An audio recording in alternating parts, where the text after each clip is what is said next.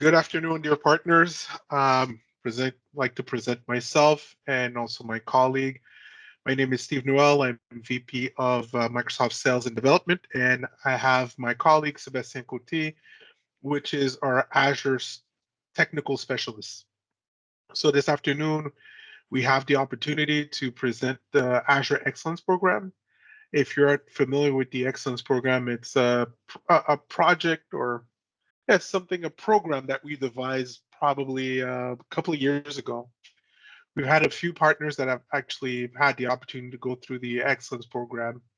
And the whole idea behind it is very simple. We understand that some people, to be able to gather enough information to be proficient or have a better understanding on how to include the Azure product within their offering, their service offering, they just need a little more than just a webinar or just a one-off training.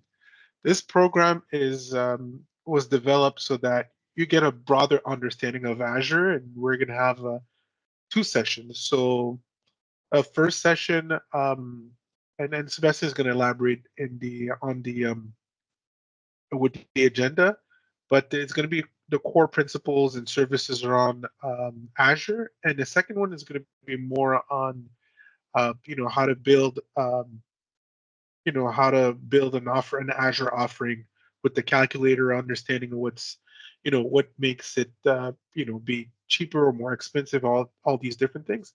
And the third session, which is very important, is what Sebastian was doing is the more technical part, in which I guess more a demo part of it, in which you can schedule an appointment, and that's at the end of the second training. What he's going to do is going to share his bookings calendar, and you're going to be able to do a one-on-one session, and you're going to be able to fill out some of the holes, maybe some of the things that are particular to your business and you need more information.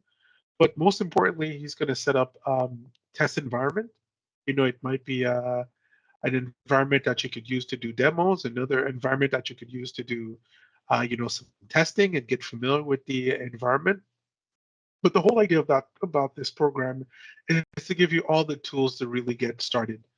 um, so we've been, like I said before, Sebastian's been with us for the past, I think, almost 3 years now. If it's, I think it's 3 years now, and has lots of experience with Azure. He's in pre-sales department, so he's gonna tell you exactly where that's situated. But if you have any questions, please feel free to use the chat. We're going to do as our best as possible to answer your questions. And well, hopefully this is going to be very helpful. So with no further ado, I'm going to let Sebastien do the presentation slash training. Okay, thanks a lot, Steve, for your introduction. So, hello everyone. I am happy to be here with you today. First, the English language is not my native language. So, as you can see by yourself, so I will do my best to be not too bad with you today. So, for some of you who don't know who I am an Azure technical specialist. As Steve said, I'm like a pre-sales support. My role with IT Cloud.ca, I'm acting as a bridge between sale and support department. I provide trainings, education, and sales support to the partner. My goal is to assist the partners for customer acquisition through technology. I'm here to explain, summarize, and simplify the practice and documentation of our manufacturer, Microsoft. Also, if you have any question about perpetual and subscription license like Windows, SQL, Cal, and other, I'm here for you. So we will begin this workshop together about Azure Excellence Program. Just before, can you just give me a thumbs up or something like that, just to be sure everybody hear me correctly and see my screen as correctly too. So thanks a lot. So here we are. The workshop, pardon me, will be split in two type of appointment. The first type, through presentation of 2 hours in webinar format, where we are today, focus on Azure and AVD, sale and technician tools, marketing and training, and Azure price calculator. We will do a demo into the second part, the second presentation, to see how is working Azure price calculator. My goal is when you left the presentation, you will have and you will get all the knowledge you need to provide the Azure AVD services from A to Z. So, and the next one hands-on meeting. It will be a kind of proof of concept. We will together deploy an Azure AVD together. At the end of the appointment, I will share with you a one pager kind of.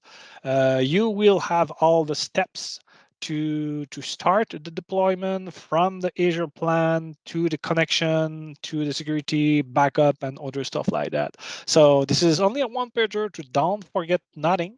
So this is a walkthrough. So this program is oriented to the decision makers, sales, and technician. For sure, we will cover a large aspect of knowledge and practice. So stay tuned. We will keep an eye about that deeper. So the first appointment, the first agenda. Today we will talk about the Microsoft Azure, the cloud concept, difference, migration, and infrastructure. Also, we will have a closer look regarding Azure Virtual Desktop, the goal of the appointment. What is the difference, history, opportunity, the billing? We will start about the billing. Into the second appointment, we will see that deeper. The license and the backup as well. The second appointment, regarding the sale and invoicing, we will take a look together about Microsoft invoicing and IT cloud invoicing also, about the price, the savings tool, a demo of Azure Price Calculator. Only this guy is a big part of the appointment. We need to walk through all the combo box and understand what is the origin, what is the source, what is the goal, and why not. And at the end, we'll see together the marketing material and training from IT Cloud and Microsoft. And at the end, the third appointment, the proof of concept. So together we will be able to build an environment together. We have different choice regarding the Azure subscription. We will take a look about that, where we or where you can hold that. So let's see eventually what will be the best situation about that. So here we are, jumping into the subject. What is Microsoft Azure? So here we go. Roughly, it's a place where you can do some computing, database, store data, backups, recovery, manage identity and access, also do some hosting, development, and application testing. So in simple words, is a server room as a service in the cloud. The Azure services are available for small businesses who want to have access to a higher level, like a bigger industry. So, as the table below, many of our partners use a wide range of services available under Azure, like server, database, Active Directory, and many others. In Canada, Azure services are available from 2 data centers. First one, Canada Center into Toronto, and Canada East into Quebec. 70 regions and 140 countries, and this infrastructure is always growing up. So, conclusion, it's not a rocket science. It doesn't need to be scary. It's only a server room which we access remotely. Um, Something to know. As a Canadian CSP distributor, we can only provide Canadian billing addresses. What's mean? customer can configure and run a server or another Azure services into other countries. They are not limited to use the Canadian data centers, but the invoice need to be directly attached to a Canadian billing address. So keep it in mind. It's not hard. It's only a good to know. So we need to deploy on this matter. This is a limitation from Microsoft because we are a Canadian CSP distributor. Next, Azure Data Center. The image show us in little more concrete way into a data center. There are servers as a provider. They are sharing their device such as hard drive, CPU, memory, network card. From there, we install or the major of the time we deploy the operating system or the platform or the services and access them remotely with different software and services. It's same like we do on premise, but it happens in the server room at Microsoft location. The beauty behind that is we don't know who, when, and how, but it works. Next one, the difference and the competitor, Azure versus competitor. So here we can see that Azure stands out for the service of software as a service, platform as a service, and infrastructure as a service for sure. Also with the entire Office 365 products and services. So like application, Word, Excel, and Outlook, and also with the services, Exchange Online, OneDrive, SharePoint, Teams. And we need to don't forget the AED integration called now Entra. Yes, with Azure, we can also do dedicated server and a lot of other features. This is only a top of the picture here. But our meeting today, we will focus about the small and medium business because there is many other tools, application, and services for bigger one. But this is not our case today. The reality and the product and the services can be respond to the small business with what we will see today. The competitor, doesn't have this all in the box feature.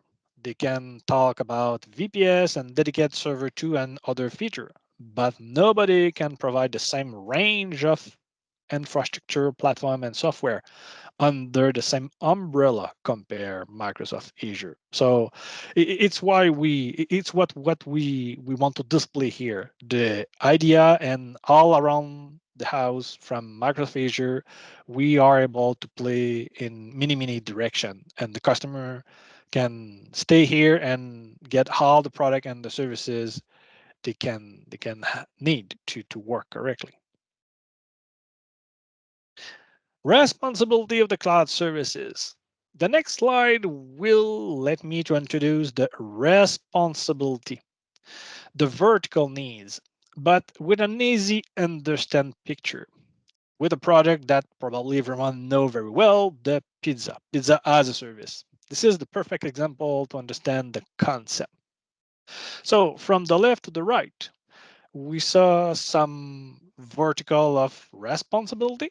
So as we can see at the beginning, home main method, you are responsible to every type of configuration, services, product, and other stuff from the oven and electric gas, fire, pizza, blah, blah, blah, up to conversation, up to the documentation or the access of this application.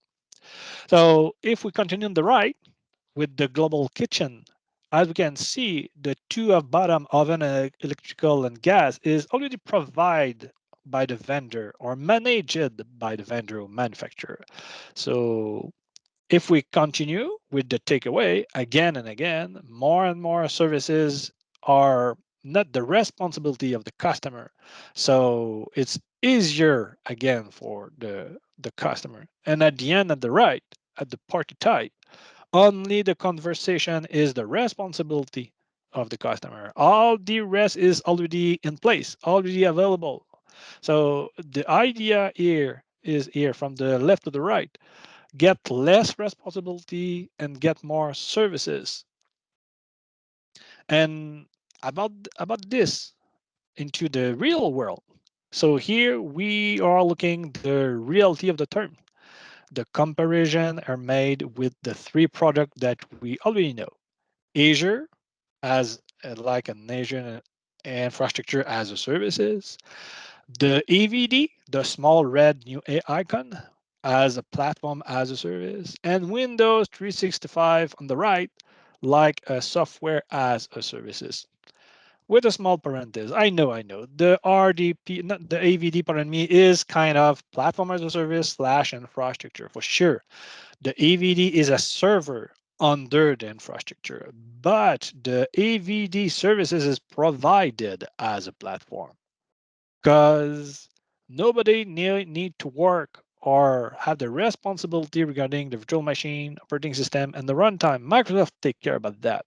RDP will be an infrastructure because you will provide it, but AVD is provided from an image, from a template from Microsoft. So it's not exactly the same. This kind of between, but roughly. Um, as Microsoft always told us from all the trainings we are able to get, the best for the customer is always to go on the right about the services to keep it simple, easier.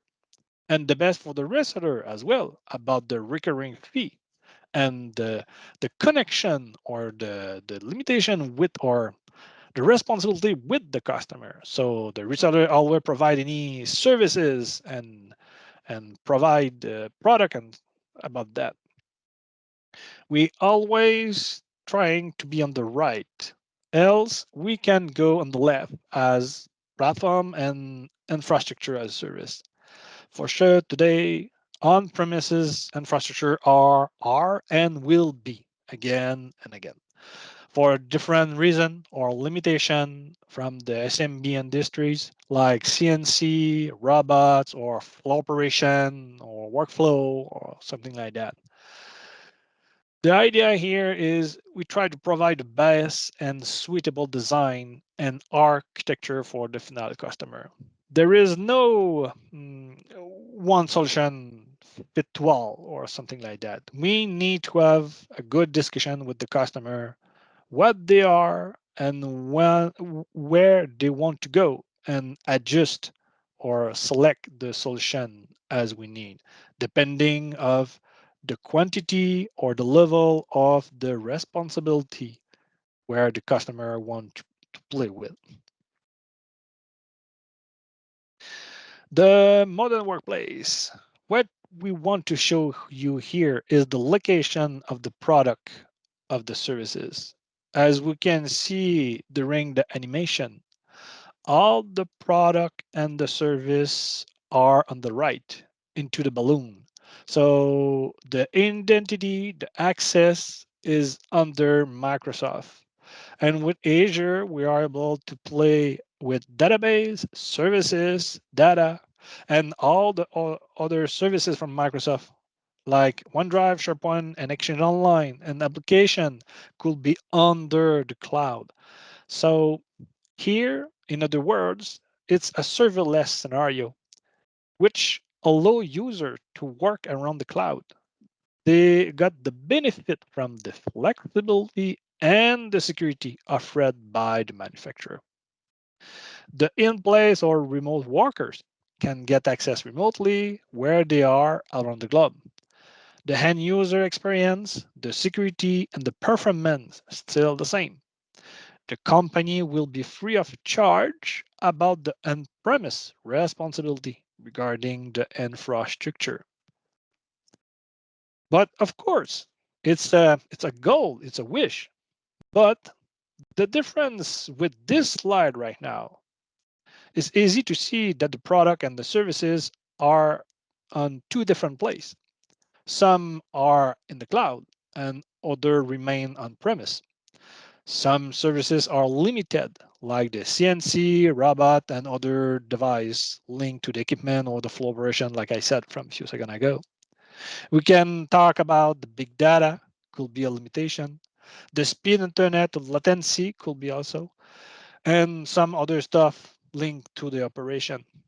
So, okay, we need more complex and secure connection like the VPN. But here again, the remote user can play around and get services and connectivity. Also, this scenario can also be the first phase of a larger project. Just imagine from a few times ago, every services was on-prem, like the Exchange, and it's probably the first and easier project or services to go outside to put under Microsoft. So this is a good opportunity to get a discussion with the customer to start this kind of phase. About the CAD and the graphic application, today with the new generation of Azure VM with GPU, it's a reality. The end user can play with that depending of the type of the usage. Microsoft already have some server with GPU with good performance regarding the CAD and graphic application. I already play with that personally. We already have some reseller play with that with customer, and depending of which kind of, we need to be honest about that for sure, like the CAD, like AutoCAD, SolidWorks, Solid Edge, Inventor, and other stuff like that. If we talk about CAD drawing, about welding, about water piping, on other stuff like that, it could be great. But if we talk about rendering or walkthrough technology and some other more not higher graphic intensive, but more real-time access intensive could be maybe a not good idea, but always we need to think about that. The example I always discuss about is it's when we look a high resolution video from YouTube, the video is very sharp, is crispy, but when we play in high resolution, could be choppy. We can have some segment in the image because we are limited by the frame, how much frame per second. So it's why this is exactly the same stuff with Azure and Windows 365. Apparently, also Windows 365 comes with three new type of SKU with GPU. I don't play with them now, but I'm very curious and confident about it. It's another parenthesis. They are available by a form. You can just request those new Windows 365 GPU from a form with Microsoft, and they can give you access on demand. End of the parenthesis. Continue with AVD. So we talk about infrastructure, platform, software as a service from the last slide. Why? What are the reason and justification? Could be many, but some of them could be to be independent of the local infrastructure. More and more, the CMB need flexibility. We don't need to remember about the COVID when everybody need and want to work remotely, and all those small customers there are not there was not ready to go because there is no VPN, no remote connection, and other stuff like that. So the AVD is the easy and fast answer from Microsoft to let the user remotely work correctly with a good experience. Another could be invest the right price in very specific and necessary aspect. Again, today it's important to get for what you paid, and you want to pay the right amount, no more. It's not a secret. When a customer want to have a new server, they are always looking for a bigger one, 25, 30, 50% of bigger, just in case. But with Azure is not the idea. You need to pay for what you need, only that. Eventually, if you need to grow up, it's not a big deal. We are about to do that. And if you need to decrease, it's easy to do also. We need to be elastical. We are able to do that in both ways.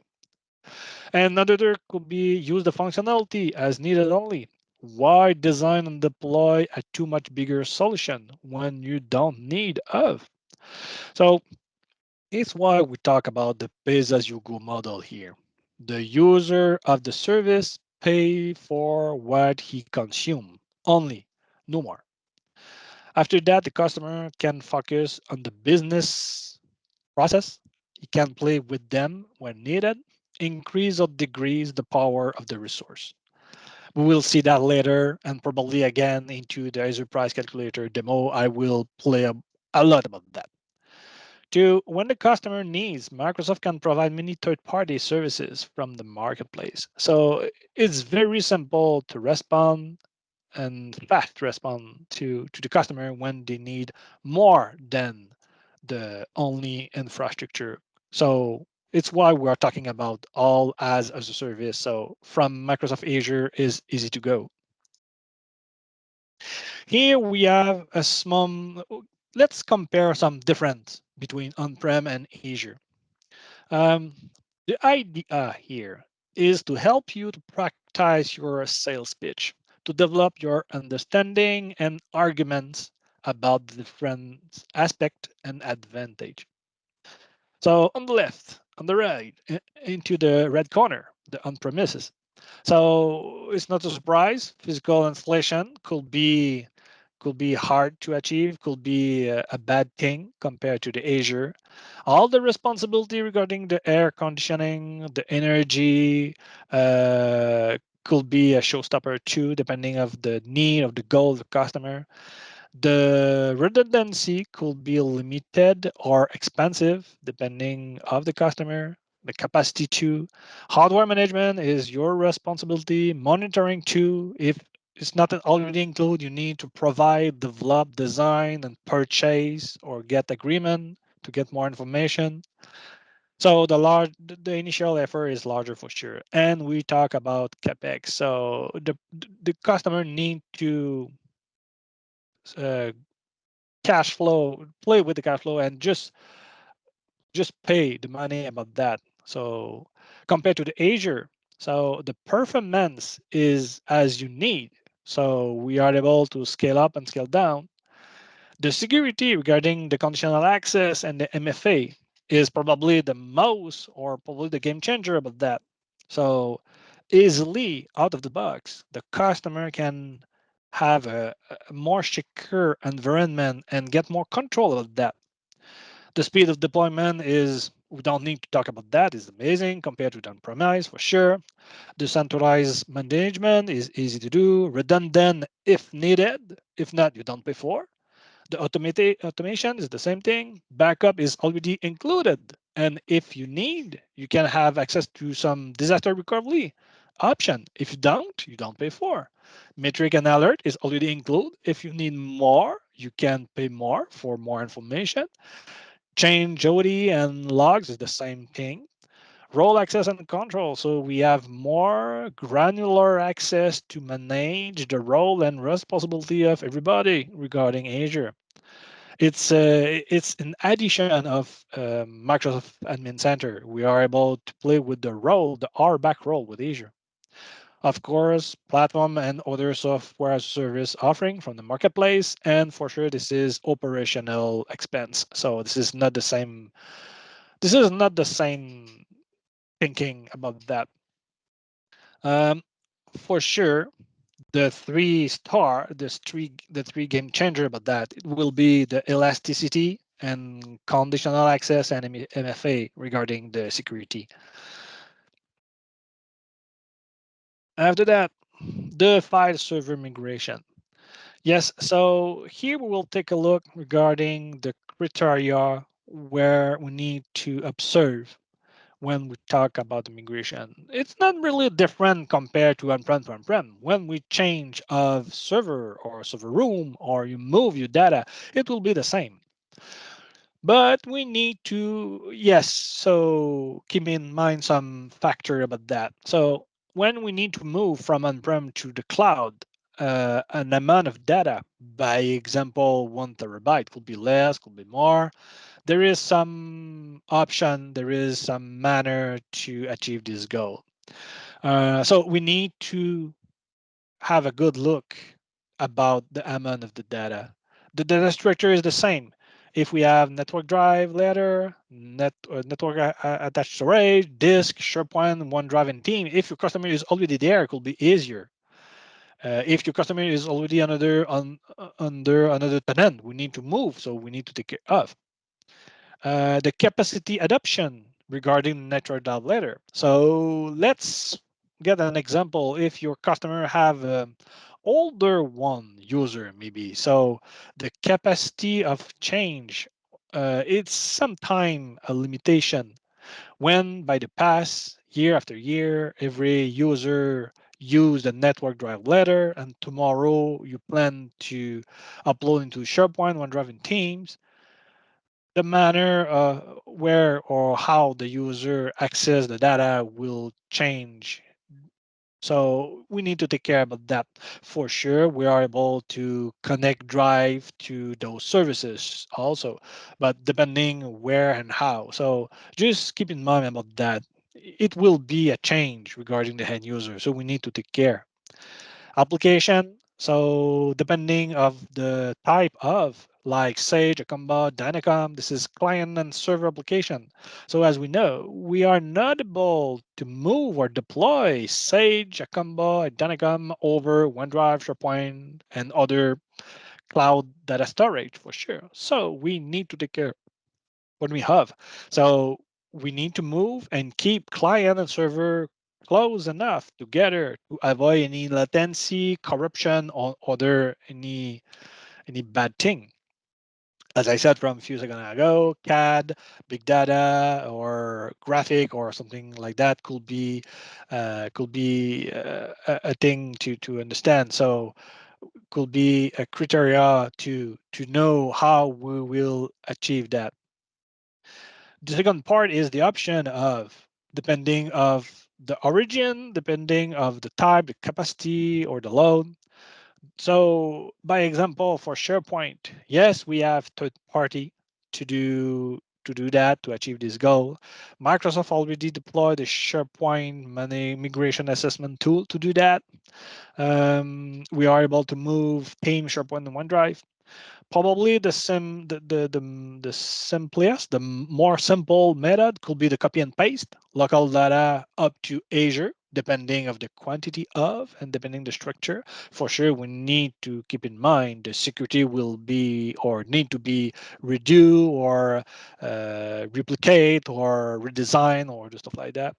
We can play with the virtual disk too, and the last one, the data box. If your customer have more than 40 terabyte, the smaller one, the smaller services Microsoft can share, the data box. So we are able to get it from Microsoft, connect to local infrastructure, copy and paste, and resend back the box to Microsoft, and Microsoft log in back into Azure and move back the data into Azure. So we have small, medium, and bigger one model product. So Microsoft can handle that depending of the size of and the price for sure. After that, the server. For sure, we are able to do a lift and shift. It's always working. It's kind of a P2V. We already do by the past, but here it's like V2V. So we are able to move from VM, Hyper-V and VMware, physical server, virtual server from other cloud, OVH or something else. So we are able to connect an agent together and move, lift and shift from on-prem to Azure. For sure, we need to evaluate that and test it. The most of the time, there is could be have an issue or limitation with the network card. So, but could be a great idea if the owner of the product, the programmer, or the installation CD on disk is no more available and the customer need to keep it but move over the cloud could be a solution. But honestly, the most of the time we provide or we see the redo again. So provide or deploy a new server, move the data, redo the structure, redo the security. Just just provide the new fresh installation. So lift, clean, and go ahead with that. And for sure, we're able to move the database SQL, web application, and others for sure. Okay, do Windows 365 and EVD. I'm not able to talk about EVD without 365 for sure, because every time I do this appointment, I always receive this kind of question. What is the difference? Why and how? So roughly on the left with Windows 365 Cloud PC, this is a software as a service. So all of the bugs, the customer can play with one Windows and Windows 10, Windows 11, and have a personal access to their own Windows. The ratio is 1 to 1 for sure. It's simple. It's only a SKU item, so you know what you pay for. So there is no surprise. This is out of the box. All you need to play with that. The typical scenario about that is the self-employee, the guy who don't need to share data and information directly over Windows. So he can play with OneDrive, SharePoint, Teams to share any data. It's not a big deal. Compared to the Azure Virtual Desktop, where we talk about platform as a service. So here is not exactly the same thing. Yes, we are able to have the ratio 1 to 1, but one to many. Where is what we are talking about that today?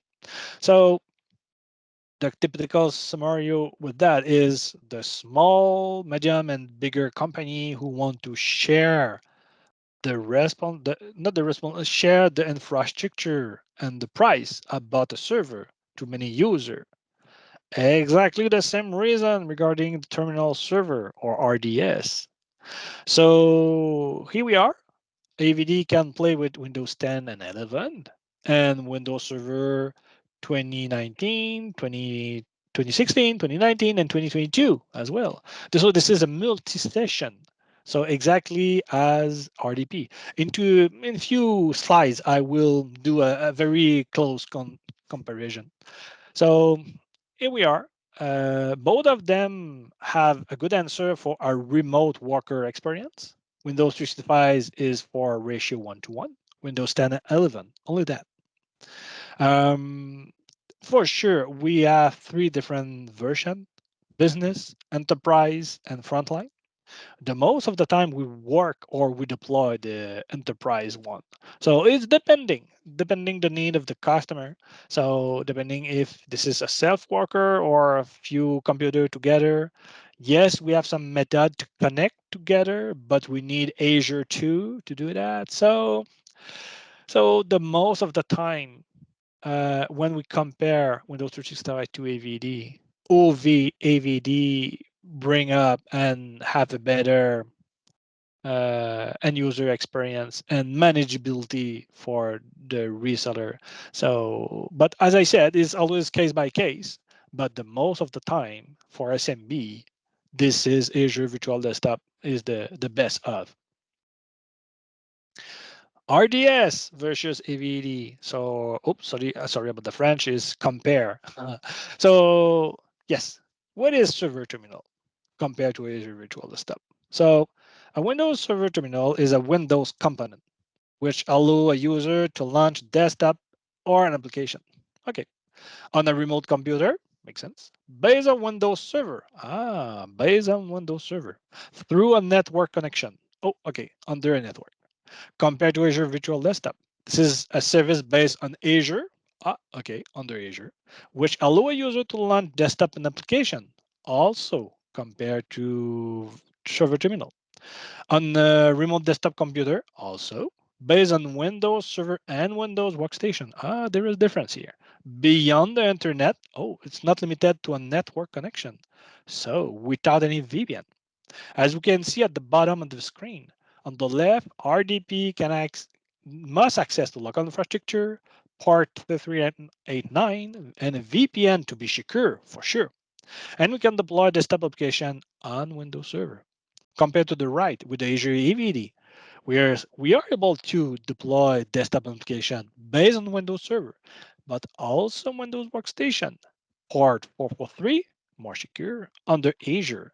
So we are disconnected from the local infrastructure. So roughly, if we compare both of them, they are similar but different in the same time. So AVD can do what RDP does, but better and faster and blah blah blah. So let's see the second one.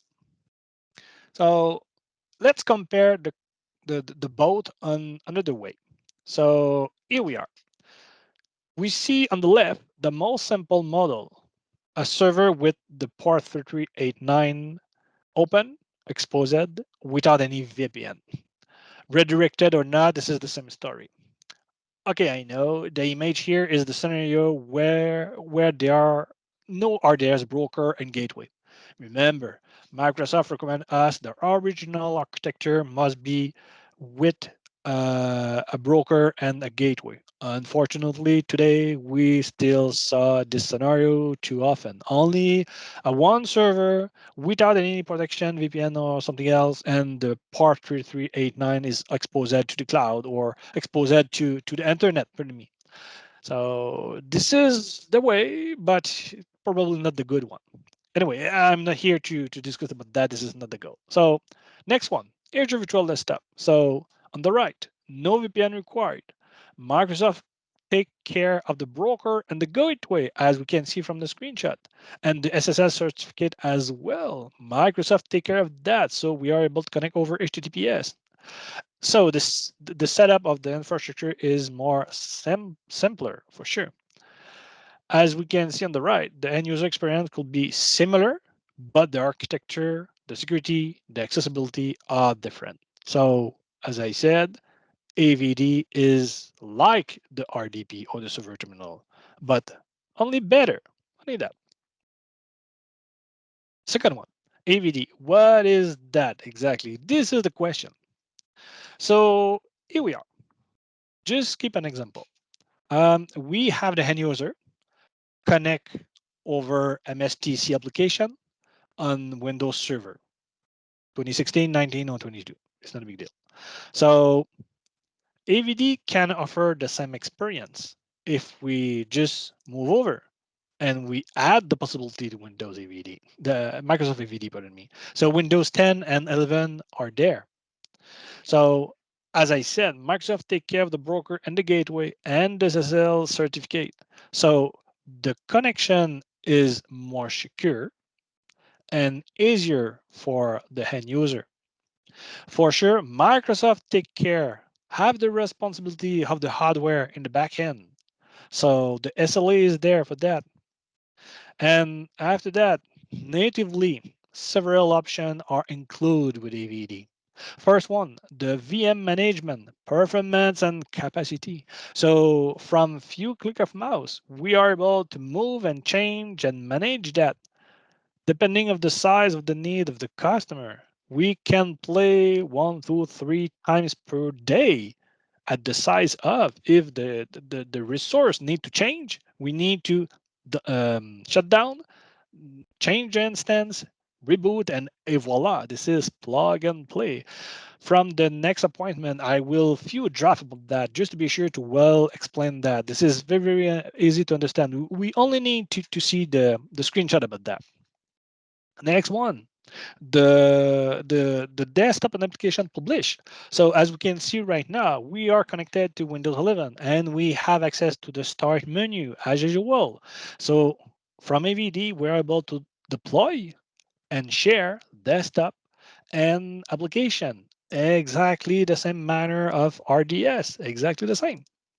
Next one, the connection, the user management is done in the same way RDS. As we can see, if I do right-click Task Manager from the taskbar, I have exactly the same way. I am able to see who is connected, who is consumed, performance, load, and other stuff like that. It's easy for me to right-click and disconnect or log off. Exactly the same way compared to RDS. So this is the same stuff, but better. Next one, the user and access management. From Azure, we have exactly the same window, but better. compared to Microsoft Admin Center. So we are able to play with the license, with the rights, with the user and other stuff under Microsoft Azure Active Directory. Now call it Entra for sure. Already include, we have dynastic tools from Microsoft Azure with a VM. It's not mandatory to AVD. This is only from VM. We already have any or many diagnostic tool, graph and performance and other stuff like that. You can pay more to have access to more for sure, more log, more deep, more information, longer term on other stuff like that for sure. Performance report from the inside, we have more and more information. All that gives you the opportunity to make good decision to align cost and performance of customer user. Remember, if your VM is too short, too big, you are able to do that by yourself. So scale up, scale down. It's not a big deal. There is two manner to connect to an AVD, like the old-fashioned RDS. First one is you need to install the new application. Remember the older icon, the blue. So you type MSTSC from the start menu, from the run menu, pardon me. So the new one is the new icon. This is the remote desktop application. So there is some type and version. Microsoft always deploying and developing many feature, many application. The last one from AVD still in beta. So you are able to connect through AVD application, your desktop and application from a subscription. So it's easy to see. We will see that at the end, the second appointment, and for sure from the third appointment when we play with the puck with the proof of concept, we will connect together and I will show you all those stuff in the real world. So it's not a big deal. The second is the web portal. Here, of course, the end user experience will be less compared to the RDS. This canal is lightweight compared to the install application, of course. But what we need to keep in mind is if a end user lose, broke, or something wrong with the local computer with the install application, anywhere, anytime, he can get HTML5 web browser and he can connect to the portal and continue to work. So it's the beauty here. Um, and remember, all that with the Entra ID. So the security is still the same. Username is the email address and password, and voila. And we still have access to conditional access, where we are able to limit the access of the identity. So we are able to limit the access from different part of the world, other countries, I don't name it, and of course the MFA. So we are able to have a better security level regarding knowledge aspect or device or something like that. So to be sure to have the good user connected to. AVD opportunities. Just give me a sec. Here we are about AVD. The first string, I know, reduce the IT cost. We need to understand that. So what's mean? As I said, tomorrow a customer want to get new infrastructure, they need to pay more, just in case if the company grow up, get more employee, product, service, or something like that to be ready to grow up. So more CPU socket, more RAM socket, another power supply, another disk, SAN, and other stuff like that, ready to go. Not mandatory to pay day one, but eventually, but everybody pay more for what they need right now, just in case in the future. So the reduced IT costs is the way to pay the right price. No need to sell bigger for the future expansion. The customer can only pay what they need right now. So as I said from the beginning, if you need, you are able to scale up or scale down. You only need to manipulate some functionality and voila. And the other part is move from capex to operational from up to opex. So this is not the same point of view from accounting. So could be a good idea, could be a good selling point with the customer. Terminal server and for replacement, for sure. If your customer already have a TS terminal server in place, so into private cloud, into on-prem, so it could be a good opportunity for you to have a discussion with him. So to migrate to Azure Virtual Desktop. Yes, I know. Sometimes we still provisioning and give hints about terminal services under Azure. There is some specific reason aspect where the Azure Virtual Desktop cannot play. By example, if you have a customer with a specific application where this application only want to play under Windows Server for any code modification or something like that, depending of the programmer.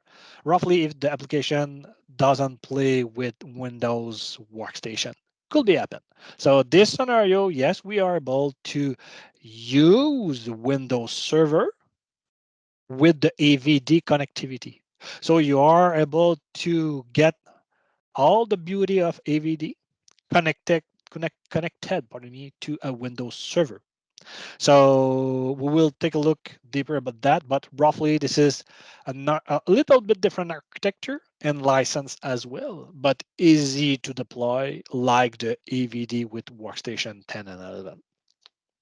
Migration to the cloud could be the next opportunity. So if your customer want to, maybe I don't know, get rid of the local infrastructure for different reason, too old, too small, to what you want, could be a good opportunity to have a discussion about that. Better elasticity, scale up, scale down, scale in, scale out. For sure, we are able to manipulate into any direction, into four direction regarding that. So we can talk about the merge, acquisition, short-term employee. It could be a good strategy to short-term employee. It's like the collaborator. When you only need to spin up or bring a license and provide it to the employee or collaborator and let him to connect remotely.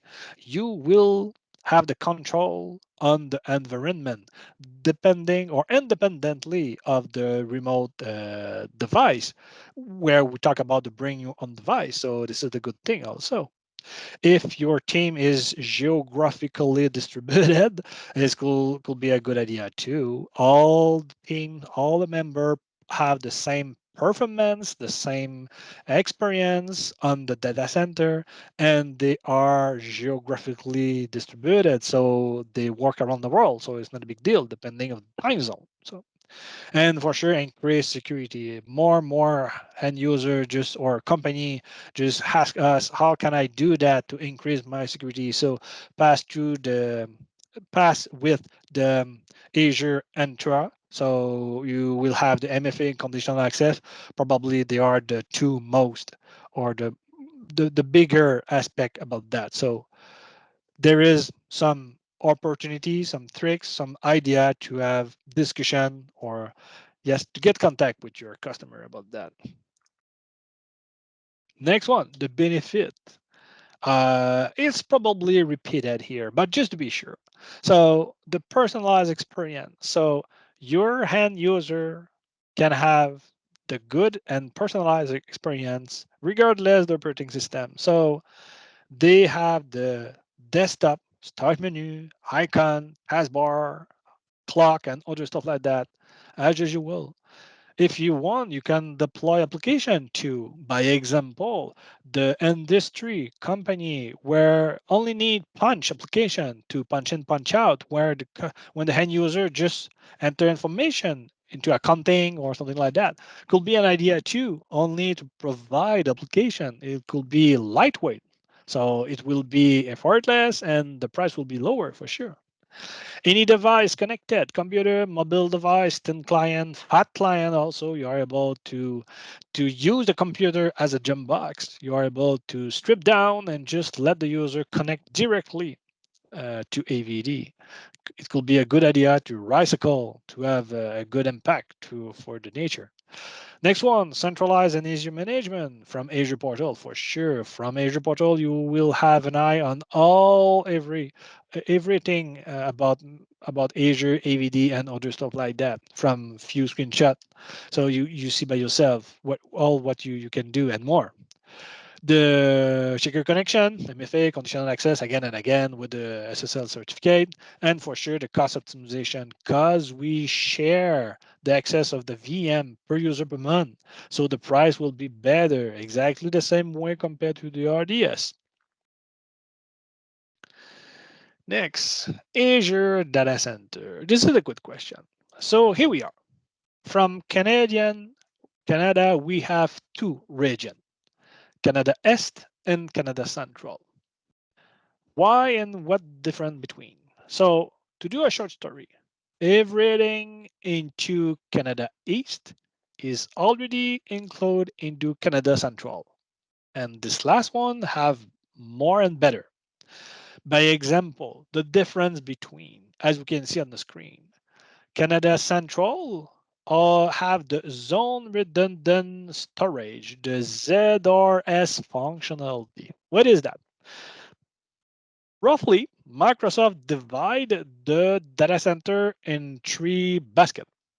Each building are split with 1 miles, and I don't remember the distance between, but roughly every three building have independently electricity and internet and all of the stuff, pardon me. So the conclusion is here. It's a way to have a redundant possibility regarding the zone availability. For sure, if the scenario of your customer only have one server, we are not able to duplicate them for sure. Your customer need to have a farm of server, AVD, virtual server, remote desktop, SQL, IIS, application, name it. If your customer already have it, you can split all the eggs between all the basket. If one basket drop for unknown reason, so both the other still active. So this is the idea behind that, but it's not magic. Your customer need to have already infrastructure or planned infrastructure about that. The other, the GPU, so the NVIDIA graphic card with AVD is available from Canadian Central Data Center only. Another point, the non-profit and MPN subscription are only available from Central Canada only also. So Microsoft have decided, or this is the reason from Microsoft, I don't know why exactly, but the sponsorship concept is only available from Canada Central Data Center. So it's not a big deal if you spin up under Canada East, it doesn't work, only that. So you need to spin up under Canada Central. It's easy to do, easier to understand. So both of them, so Canada Center, Toronto, Canada East, Quebec. Oh, my screenshot, please. Yeah, go ahead. The question with that is how to choose the right data center for your customer. The answer is here is the closest. More you are close to your data center, least would be your latency. So the distance. So it's easy to understand. Of course, depending of the option available. Of course, ZRS, GPU, nonprofit. If it's your scenario, go with Canada Central.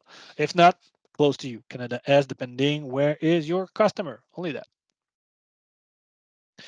Next one, the billing bandwidth. Okay, so here we need to understand a basic concept from Microsoft Azure. Um, the egress data about internet region and internet egress. Come back to egress data. What is that? On the right of the screen, as you can see, there is a red arrow with a dollar sign. So compared to the on-premise connectivity, where the customer need to pay the incoming and the outgoing. Okay, I know the majority of the customer already have the unlimited bandwidth transfer, blah blah blah. So don't they pay for that? Okay, I know. But anyway, from Microsoft concept, all the incoming data transfer connectivity is free of charge, the green arrow. But the red one, the red arrow, you need to pay for your outgoing data, for the egress data. There is small detail about that. Okay, what we need to understand is there is different bandwidth usage. Okay, we will take a time of that. So as we can see on the lower right corner, the black picture, the first 5 gigabit per month is are already included into the monthly fee, already included into your contract about the inter-region. What is that? The inter-region is the concept to move data between data center. By example, Canada East to Canada Central and vice versa. The other part is the internet egress. The first 100 gig per month is already included, is free per VM per month. What's mean if we move or we push data from Microsoft Azure to the internet, it's already include 100 gigabyte, but over than that we need to pay. Remember, it's not hard to understand. It's like by the past with the mobile phone provider. The first 100 minute was include free of charge, blah blah blah, and after that you need to pay few cents for additional minute. Exactly the same thing. So here we are. When we spin up a server, by example on the Azure, which each server have 100 gig per month. If we talk about AVD, it's not a big deal. Remember, AVD only push video keyboard and mouse. Sorry about that. So the server provide or push over the internet only symbol protocol is lightweight. So depending of the quantity of user could be enough. And yes, but depending of the quantity and the usage for sure, it's always a kind of gambling about that. We never know. We need to estimate, but we will know after the fact for sure. The other part is about the inter-region. When we move between data center, the simple example of that is backup.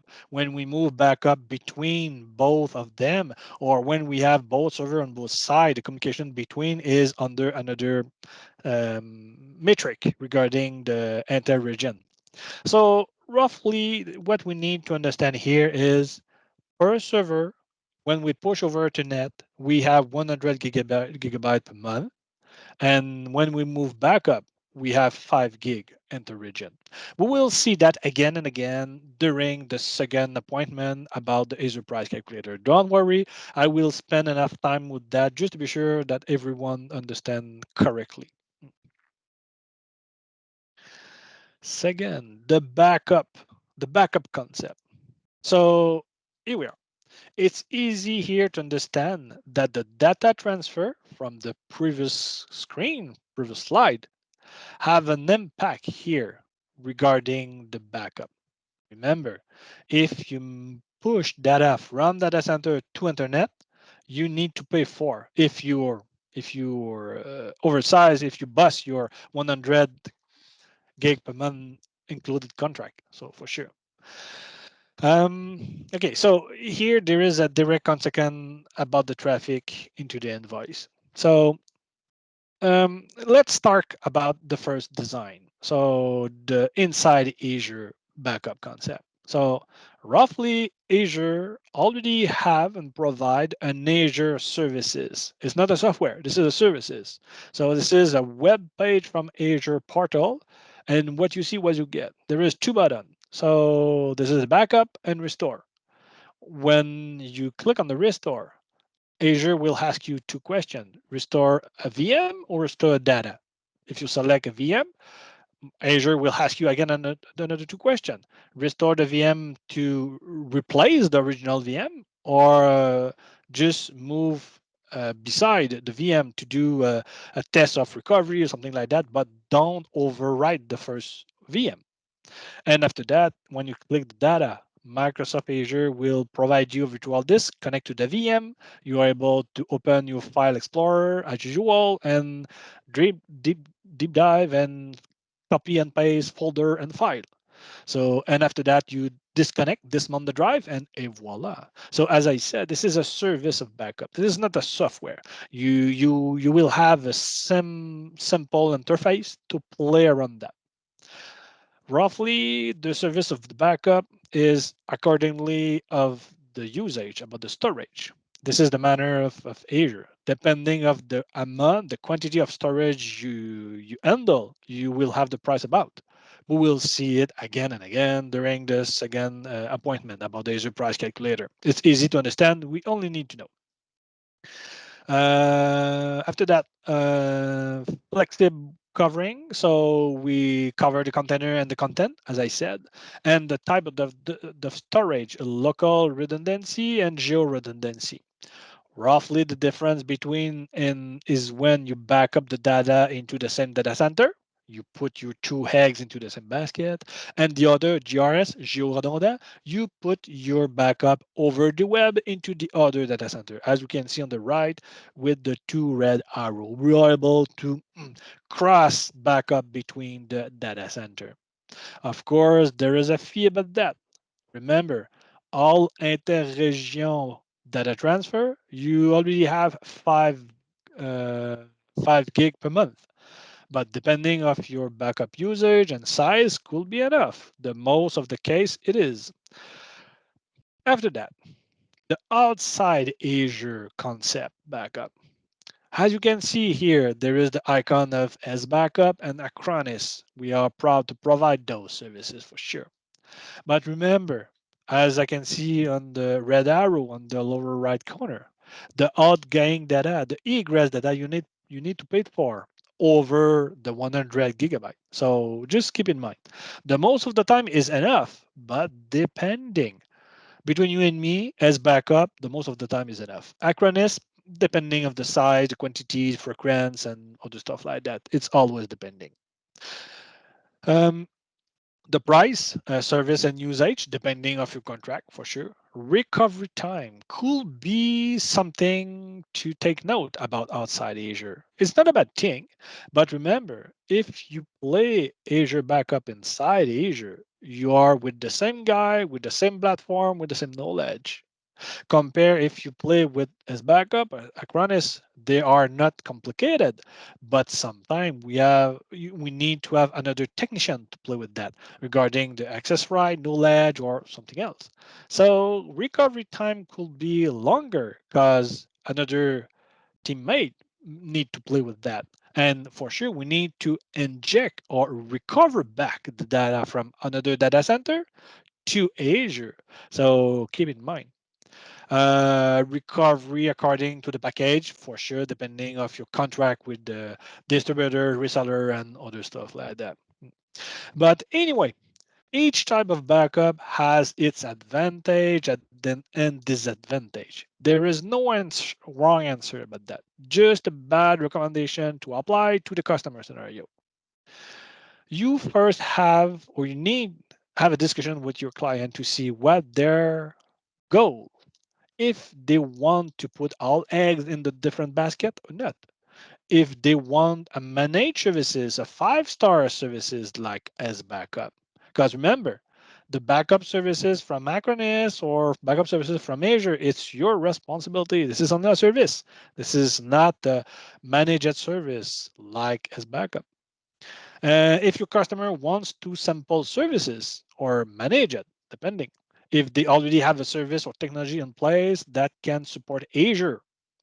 So we always need to have a good discussion with the customer about that. And at the end, don't forget, you don't want to have any surprise about that, about the egress data. I talk a lot about that. It's not a bad thing, but we need to think.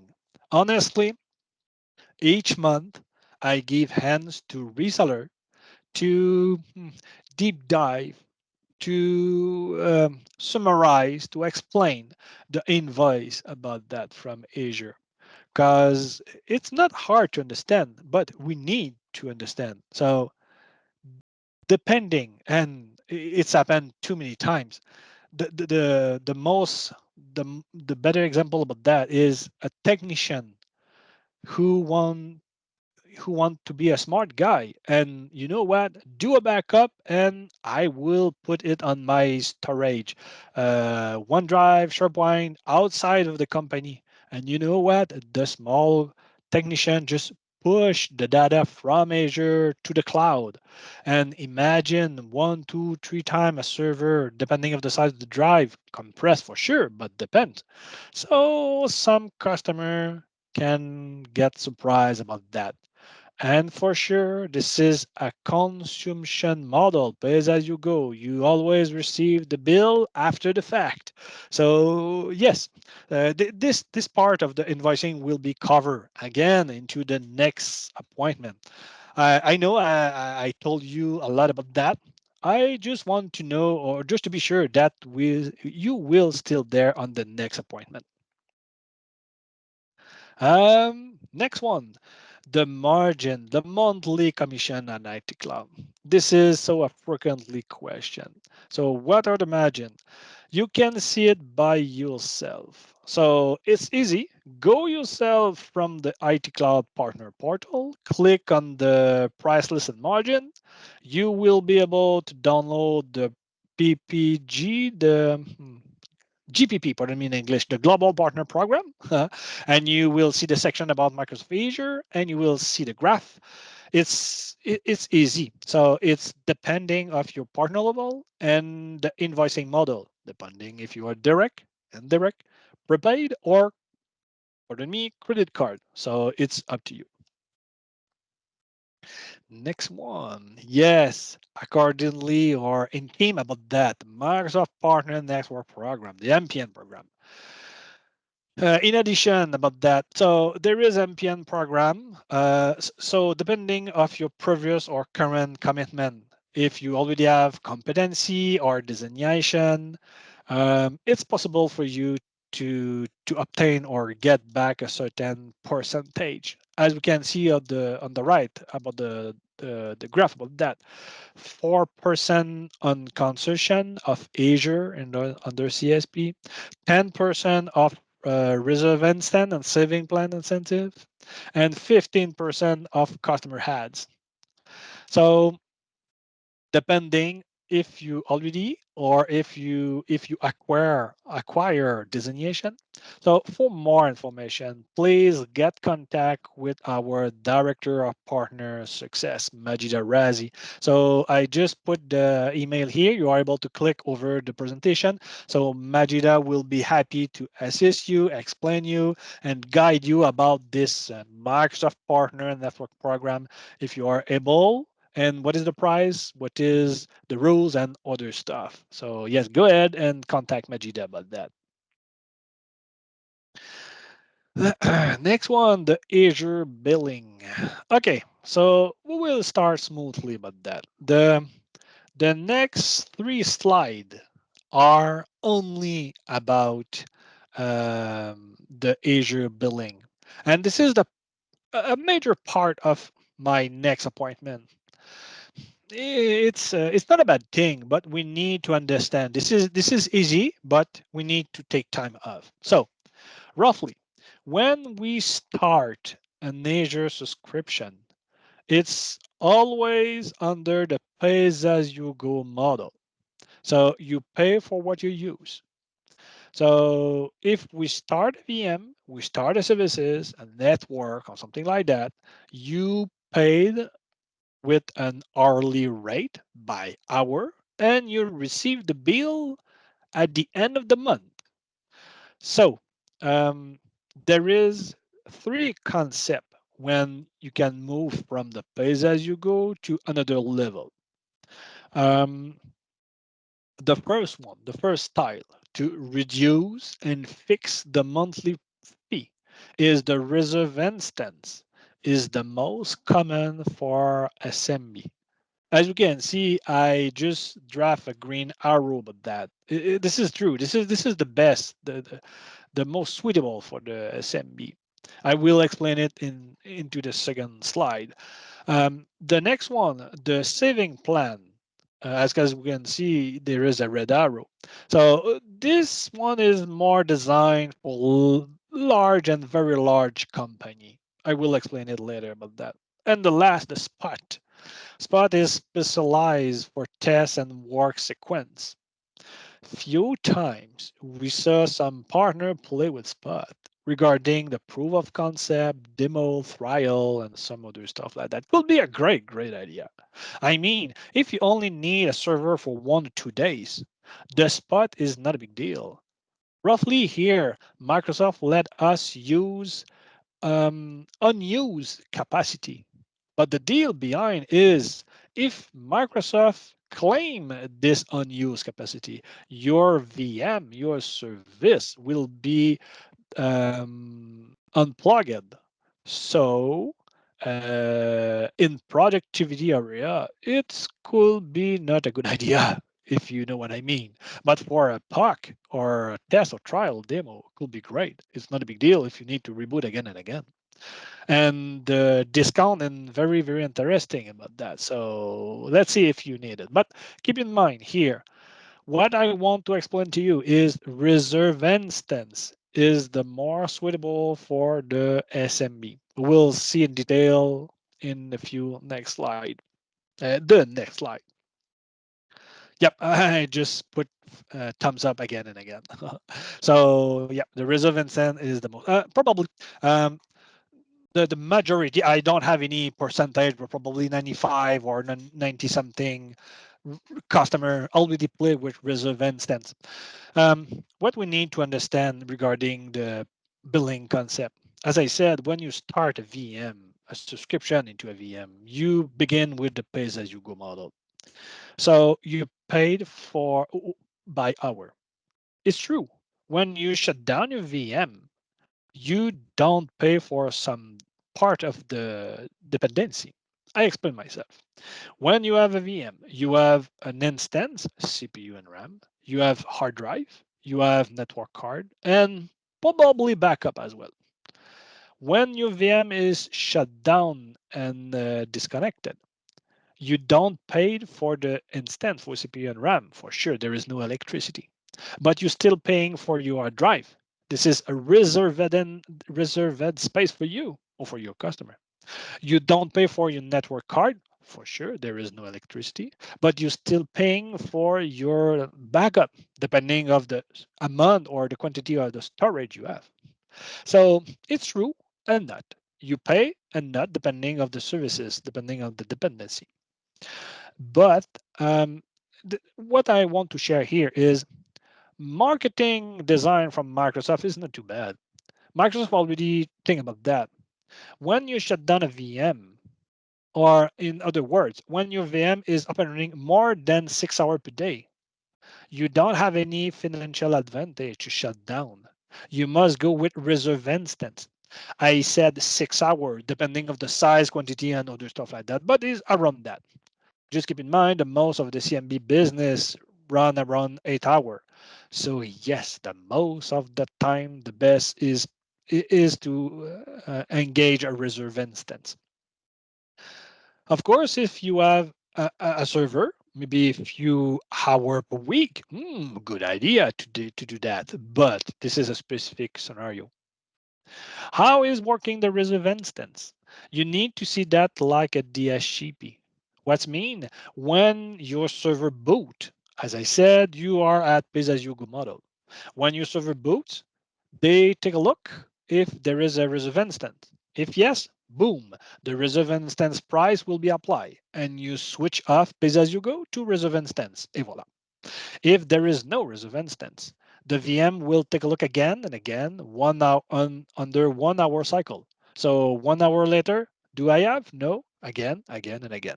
When the reserve is there, boom, the pays as you go move to the reserve instant price. And voila, it's simple, like a DHCP server. First in, first out. Switch to the other screen. So optimize the billing costs. Okay, go deeper about that. What is exactly a reserve instance? The reserve instance is a predefined agreement. And take a look, this is in red in the screen, between the customer and Microsoft. I will come back about that. A duration of 1 or 3 years commitment. You can save up 72% compared to pay as you go. Good to know. Applicable to a specific services in a given region. Aha. You are able to apply that on a specific services, like a VM, by example. In a given region. Aha. There is two regions in Canada, Canada Central and Canada East. So keep in mind, you need to select the good region to apply your reserve instance. If you move your VM between the region, the reserve instance don't follow. And the last one, and the bigger one, with a policy cancellation. You need to see the reserve instance as a gift card, a gift certificate. You consume a prefixed product. You already play inside the sandbox. You consume what you have. Only that. No more, no less. Come back to the predefined agreement. What we need to know about that is another agreement between the customer and Microsoft. This is the same way to the Azure Service Saving Plan for Compute. So this is the next one, the SP, the saving plan, is a self-defined agreement between the customer and Microsoft. So it's not predefined. You must define it by yourself. What's mean? You need to evaluate the amount of money you are ready to bet into the saving plan. Don't worry, the Microsoft wizard is there. It is pretty well, and the wizard explained how to do that. It's not easy. The first time we are shy, but the next time after is easier and easier. Next, the duration of 1 or 3 years, like the reserve instance. The saving is up to 65%. Okay, less, but is correct. But the overflow remain with the pay-as-you-go pricing model. What's mean? If we take a look to the right, lower right screenshot, all under the green line, the light blue is under pay-as-you-go. So the most of the specific services are applicable. You have a discount if you don't touch the red, the green light, as you can see, there is a gap you lose or you don't have for your money. But if you overpass, if you go over the green light, the blue, the other dark blue is still at base as you go. So you need to see that as a prepaid credit card. You already have a good rebate for a specific amount, but the overflow you need to pay at the normal rate. Exactly the same way when you have a prepaid credit card and you go at your restaurant. You pay the first part of the bill, and after that, you need to pay the other part. The saving plan is applicable to a specific type of services of a given subscription, not a given region. This is not the same game. So here we are. If you are a big industry and you have many region, many server, many services under many other data center is good to go for you. And the last one, probably the game changer, without any cancellation policy. Um, about that, the reserve instance have a cancellation policy. For sure, we don't have any crystal ball today about that. So we know Microsoft don't charge today any early termination fee. It's like that from the beginning, before the saving plan. So we don't know what will be in the future. But for sure today, if you have a reserve instance, it's easy for us, 3 click of mouse, to cancel that. I'm not talking about exchange today. I am talking about cancellation. This is not the same way. Keep in mind also, as a reseller or the customer, you are able to provide those peanut by yourself a reserve instance and saving plan. But if you need to do manipulation by cancellation, you need to ask us, the provider, to do that for yourself. This is a security purpose from Microsoft design. Um, about the commitment, yes. Remember, in both cases, we are talking here about commitment between client and Microsoft. So this is independent of the subscription. which means whatever happens to the subscription, by example, you cancel it, the commitment of the reserve instance and the saving plan remains. The example I use to compare that, it's a bit like a car and the insurance.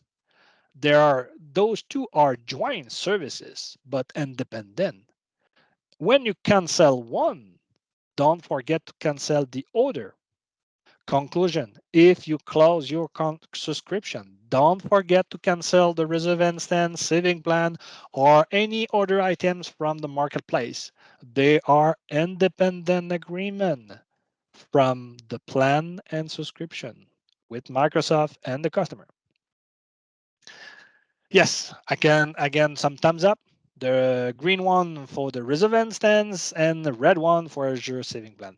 Okay, I don't say here this is a bad thing about Azure saving plan. What I said is not really aligned to the SMB reality. We already have it. Some reseller provide saving plan for specific given subscription. As I said, this is not the same rule. This is not the same engagement. Next one and the last one about the reserve instance. It will be enough. So let's look at the implementation of those optimization together. In both cases, we need to go through the Azure portal and follow the wizard. In the case of the reserve instance for a VM, by example, as I said, it's like a DHCP pool. The VM start up as you go as needed, or it took a look regarding the RI and apply, or if not, every 1 hour cycle. Um, and don't worry, we will take a closer look again and again about that into the next appointment regarding the Azure price calculator. This is the good part of the appointment. About the saving plan is exactly the same way. You go with the Azure portal, you follow the track regarding the blade for Azure saving plan. The wizard asks you the question, you enter the amount of money, and voila. Again, remember in both case, I take time about that because it's so important. Each week we receive question about that, and the reseller does mistake about that. We talk about the commitment between client and Microsoft. So those one are independent of the subscription. Don't forget to take a look about that when you manipulate the subscription. If you delete it, take a look about the reserve instance service plan and marketplace as well. AVD license. Okay, we have change of subject. It will be easier right now. So there are several licensing method for AVD. Here we will focus only on just one. We will focus about the included with Office 365 license. In other words, bring your own license. So as we can see with the small store, the Hebrew SKU is the Microsoft 365 Business Premium. Um, Remember, from terminal server aspect, when we play with the RDS, we need to have RDS cal as well. With AVD, it is similar. With AVD, we need VDA license. You are able to bring or rent the VDA license. We will see that into the next slide. But into the case into about AVD, the deal is here. The employee, the end user, want to play with the Office suite, Word, Excel, Outlook for sure, and want to have access to online services, Exchange Online, OneDrive, SharePoint, and Teams, and all the security tool as well. So it's why the Microsoft 365 Business is the Hebrew SKU right now. And you know what? From this SKU, the VDA license is already included. It's what we see right now. So from the upper part of the slide, the customer can access the virtual desktop with those license. And yes, the Business Premium Suite allow the shared installation mode. So compared to the old-fashioned, the Pro Plus SKU by the past, remember this old architecture of name, the Business Premium allow us to install into multi-session environment, RDP, RDS, terminal server, and AVD as well, for sure. Um, in the case of AVD under Windows Server, we just need to add RDS cal. Here, we need to play with an active software assurance or a CSP distribution from IT Cloud. So it's easy to do. You only need to bring your license with another enterprise agreement or something like that. Or if your customer doesn't have, just play with our subscription from our card and you are ready to go about that. Um, the other, I don't really talk here about the other licensing method because this one is the more advantage, is more popular. The other is for end user connectivity, and when we play with other services from Microsoft, so it's for more bigger company. It's hard or too much complicated. So everybody here play with this queue anyway. So it's why I just talking about that. The second part about that, here we are. We will talk about scenario. Um, the scenario about the bring your own license. Um, if your customer, by example, and just talk about that. Just talk about that. So if your customer want to play with a VD and don't want to play with any Office 365 software and services. And I don't know, maybe they want to install Lotus 123 or something like that, or just a business line of application, by example. They can play only with the Windows 10 and 11. I'm not I'm pretty sure about that, but just take a look about the price. I'm not 100% sure, but just always verify. So the AVD, only the base, is available with Windows 10 and 11 Enterprise, E3 and E5, depending on the security you need about that. The second scenario could be AVD plus Office mobile apps plus Teams. Could be a great idea also if your customer need to have a communication application or something like that. Teams could be a great idea. So Microsoft 365 3 is available. And for sure, the last, access to EVD plus Office installed suite plus Teams. Microsoft 365 Business Premium, as I said, is the hero SKU here. Microsoft 365 E3 and E5, depending of the price, depending of the security and the tools you need, are available also. When we talk about the server scenario, I know I just talk a small talk about the on-prem because I want to do some upsell here. For sure, as a CSP distributor, we are able to provide any device cal for on-prem and Windows cal also. So as you can see right now, there is remote desktop services, cal, device, and user. So you are able to get it from the IT Cloud Partner Portal from the card. And at the end, from Azure, you are able to get the Windows Server RDS cal and about the user and device for 1 year. And there is 3 years contract about some SKU also. So what I want to share with you right now is from your card. Oh, sorry about the French.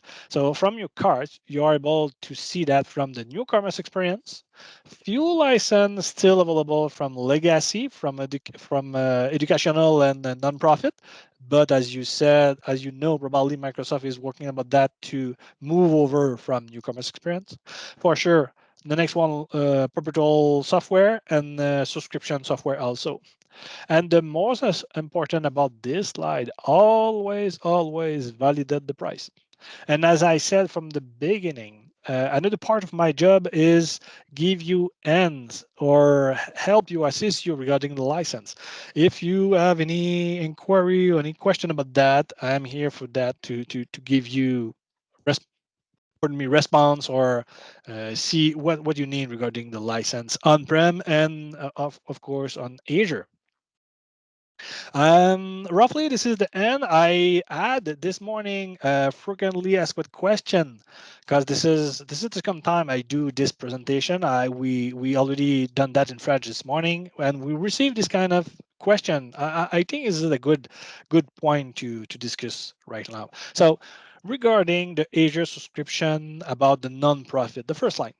So, yes, Microsoft today gave the possibility to the nonprofit company to have a sponsorship of 2000 US dollar about Azure credit per year. Remember, you need to renew that year by year. Don't forget about that. The deal is here. This subscription is not under the arm of IT Cloud. We are a CSP distributor, not a non-profit distributor. I know we already have the possibility to provide Office 365 SKU for non-profit and educational, but they are SKU. The price is already known. Here we are talking about Azure sponsorship, though. So Microsoft inject some money, some credit into the subscription, and the customer just play with that. At the end, when there is no money in the bucket, Microsoft take the money on the credit card. Please, when you do that with your customer, and this is not a joke, I already see that a few times. Don't configure yours credit card. Use the customer credit cards because you will have a surprise at the end of the year. So roughly, this is the story. Because there is money in the bucket, this is not under IT Cloud. Of course, we are a five-star service distributor. We are here to help you, to assist you. This is our nature. If you need any help or assistance about that, let me know. It's always a pleasure to give you hands or assistance about that. I know the procedure. I know the procedure always changing monthly by month. But anyway, I'm here to help you if you need any help or assistance. I already have on my hand some procedure from Microsoft regarding that. But about the support, for sure, it will be best effort because the Azure subscription is not under our arm. So we don't have any connectivity, support, visibility, control, and power. So I will be here to show you where is the way, what is the path about that to engage Microsoft non-profit support by the Microsoft Web Portal form. It's easy to do. The most of the time this is a good answer. The support team is good enough. But anyway, as I said, if you need, just let me know. I will do my best to assist you. The second point, the Azure Reserve Instance Services deprecated. I know the policy started on January 1st, 2024 this year is already engaged, but here the subject is exchange, is not the cancel policy. So it's not the same deal. Roughly here, Microsoft have changed the policy regarding the exchange from reserve instance to saving plan. When you want to do an exchange of, you have one token, and after that, it will be mandatory to jump into the saving plan. But you know what? The cancel policy have not changed yet. So it's why I talk about that right now, but it's not so much important for right now. As I said, I don't have any crystal ball, but who knows? Um, yes, a different type of architecture under AVD for sure. All my presentation today, next one, and the proof of concept will be based under Azure AD Join. So it will be the easier, simpler model of Azure AVD without any domain controller, without any domain services, linked or sorry, joined to Azure AD, to Azure N3, Entra, pardon me. So it will be the easier one. So I know the methodology, the concept, the architecture is a little bit different, but don't be shy to ask me question about that. I know when we when we give you hands regarding the architecture, when we spend time with you guys to evaluate your scenario, we know about that. Anyway, we already have a good Microsoft support department. We have good specialists about that.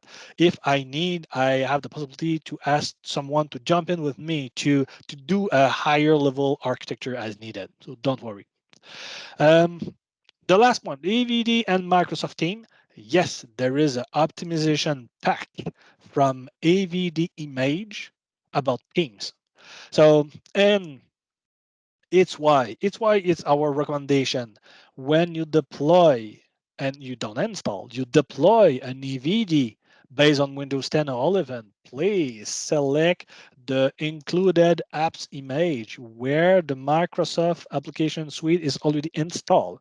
You will save time and money about that. So roughly, Microsoft already include into the image for deployment the update and the optimization pack and the configuration of the Microsoft Suite aims as well. So roughly, this is the hand. So Steve, you still there? Do we have any question or something else? Steve, one time. Steve. I will take a look into the chat. Where are you? So let's take a look if we have any. Where is the question? Sorry, give me a sec. Question. There is. I'm just waiting. There is nothing into the chat. Let's see. It's already answered. Okay. Include video license. Share computer contribution with. Yes, exactly. The video license is already included into the Microsoft Business Premium and the share installation activation. Yes. Setup. That's correct. Correct. Blah blah blah. I don't see any. Oh, the link. Ah, Sylvain already shared the link. Okay, Victor. Just to be sure, what link you are looking for about the? Okay, Sylvain already answered regarding the next event. Okay, so it's weird. Where is Steve? We lost him. I'm I'm Oh, here. I'm back. Sorry. I was in and out. I was in and great. out. So Okay. got all the information. So well, thank you very much for joining us this afternoon. I saw that Sylvain is already shared the link for the next training session, excellence program session. That will be the 13th of March. So please join us. So I see John is asking, do we have any marketing materials that you can share with us for Yeah. AVD? Yes, it will be covered into the second appointment for sure. Yeah, so John, as is for everybody else, Sylvester has done a terrific job to tell you guys you have to be at the next training session if you don't want to just have a portion of what was shared. So he's going to have a lot of additional material for you. There's been some questions also when we gave this training session in the morning. Was will the video be available? It will be available in the uh, IT Cloud portal under documentation. You will see the video and also the PowerPoint will be shared. With that, please, if Sebastian hasn't put enough emphasis on it, it's very important for us for you guys to fill out the survey. We take your we take your opinion very important. It's very important to us, so we want to make sure that we capture and anything that we can do to make this better, we will. I see Travis. Do you have any experience with Azure DevOps and being able to help us architect solutions for our customers? Um, Yes, Travis, I know some information about that. Just I will send you an email after the presentation to book something with you. I have some information, and I am able to assist you to go into this direction. Yep. Perfect. So thank you very much, Sebastian, everybody. So Talk to you soon, and hopefully everybody is signed up for the second session. Have a nice rest of the day there. Thanks, everybody. And as Steve said, I hope we will be there together to the next appointment. It would be a pleasure again. Have a nice day. Bye bye.